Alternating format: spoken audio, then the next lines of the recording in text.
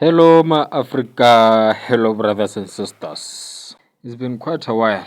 I hope everyone is doing great and everyone is doing good. A lot has happened over the year. A lot has happened. I wish I can say everything that has happened behind the scenes, but God is good, God is great. I see there's a person that created a similar channel like mine. It was called Strange African Confession also. Now I'm wondering why are they trying to steal my name? Because there's only one Strange African Confessions. Only one. So now I'm wondering if they're trying to replace me. Hi, these people.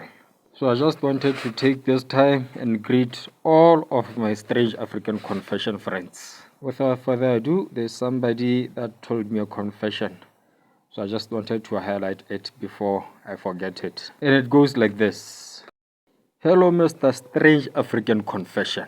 These days, everyone is trying to be a Sangoma, and these days, everywhere where you go, there are scammers. Scammers everywhere. As you know me very well, Mr. Strange African Confession. Over the year, as we met, you know that I'm a traveler. I love traveling all over the world because there's quite a number of Sangomas that I went to visit. I recently went to Zimbabwe because I heard that there's a powerful woman over that side.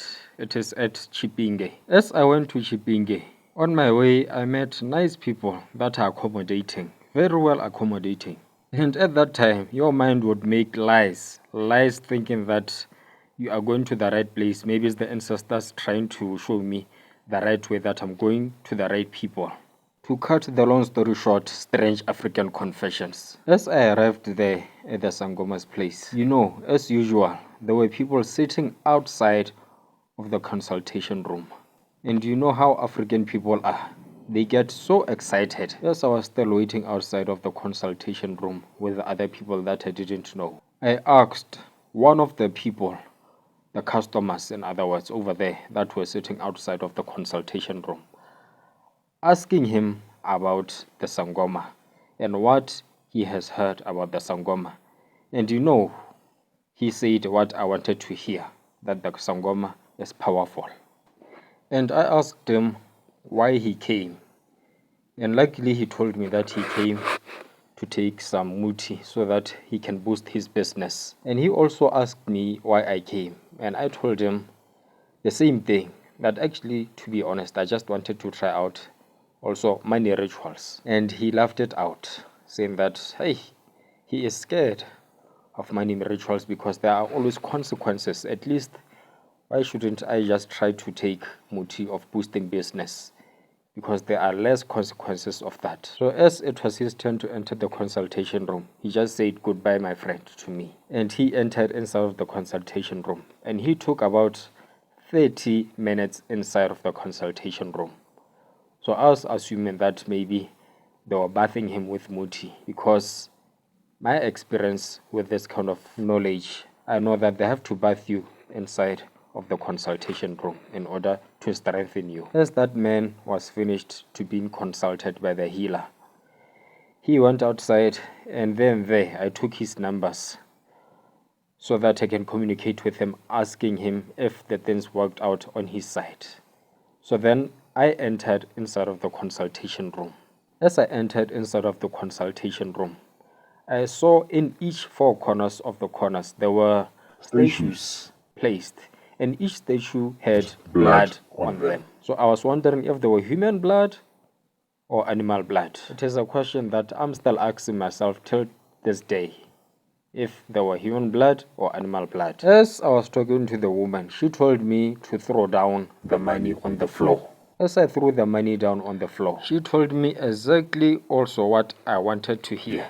She prophesied, in other words, that I came here looking for money. And as I was still mesmerized about her accurate prophecy, she told me that there are certain things that are not going well in my life, and it is because of my cousins. And as I was still reminiscing about everything that had happened before in my life, I started feeling bad, because indeed my things aren't going well. After prophesying about my life, that woman told me to get naked in order for her to cut me on my pelvic side and on my leg. After I did so, She indeed cut me on my pelvic side and on my leg with a razor blade.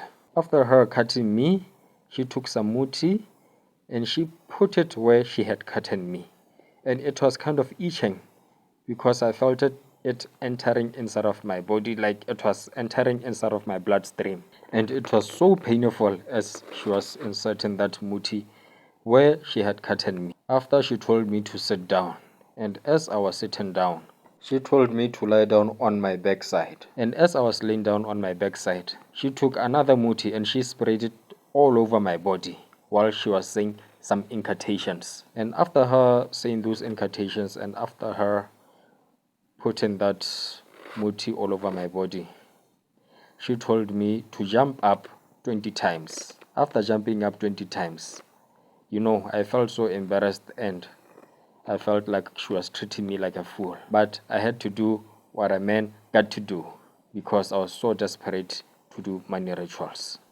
Afterwards, she gave me some herbal medicines on a small bottle.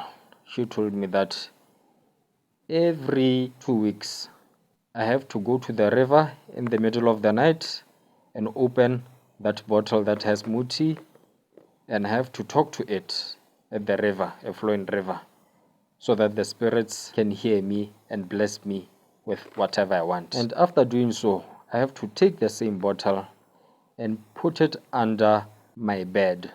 But I have to also make sure that my wife doesn't touch the bottle because nothing will happen. And as soon as that woman told me everything, I was so excited and I really trusted her that everything will work out well. So as soon as she was done with everything, I went back home. And I did exactly what she told me. And guess what? It's been my 3rd month so far. Nothing has happened. Nothing, Mr. Strange African Confessions. I mean, totally nothing. I'm so disappointed. I spent a lot of money to go there to Zimbabwe. I spent a lot of money to pay for consultation fee. I spent a lot of money to go back to my home country. So now I'm super tired, Mr. Strange African Confession. I feel that there's no solution. And I really think that there's no such thing as many rituals. So I give up, Mr. Strange African Confession. But so far, I don't really want to give up now because you gave me a number of a powerful man that you said before that he is powerful. So he is my last hope. Hopefully, I'll come back with a confession and tell you what had happened. And that's the end of the confession. Before I go, I would love to give a big shout out to all those that stuck right beside my side through thick and thin, through hard times and good times. Big shout out to Prophet, the biggest prophet in South Africa. I do not want to mention names, but they know themselves. Big shout out to the Queen of Kenya. Big shout out to the King of Limpopo. Big shout out to my Zimbabwean friend.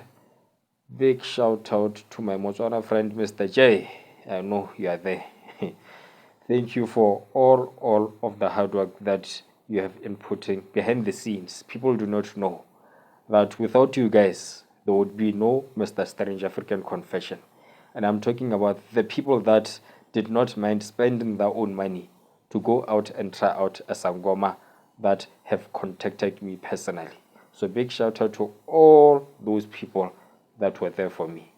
And by the way, people were asking me, Mr. Strange African Confessions, what is your name? My name is not Mr. Strange African Confessions.